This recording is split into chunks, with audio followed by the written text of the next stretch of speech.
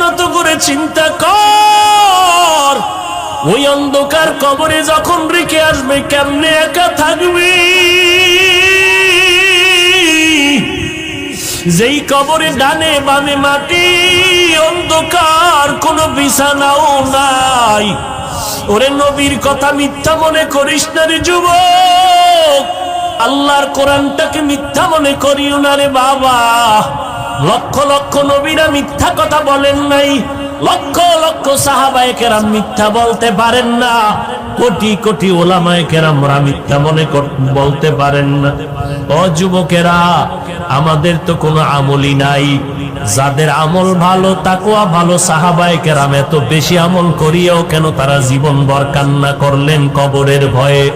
সেই হিসাবে তো তোমার আমার কান্না কইরা চিৎকার দিয়া মইরা যাওয়ার কথা, অথচ কপাল খারাপ, একবারও বাবার জন্য এক ফোঁটা চোখে পানি আসলো না রে যুবক।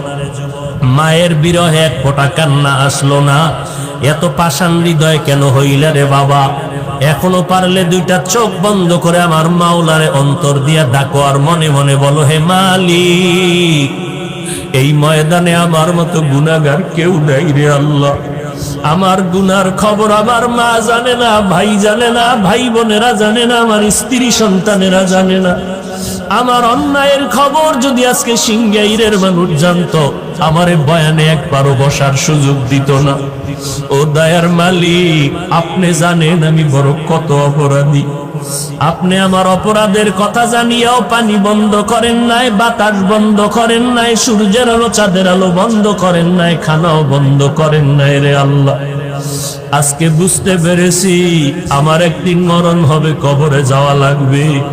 নবী বলেন, ওই কবরে কে ধনী, কে গরিব, কে মাওলানা, কে মুফতি, কে পীর সাহেব, কোনো ভেদাভেদ নাই।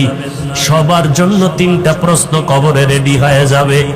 আমাকেও যেমন তিনটা প্রশ্ন করবে, আপনাদেরও তিনটা করবে। রবের পরিচয় দাও, ধর্মের পরিচয় দাও, রাহমাতুল লিল আলামিন।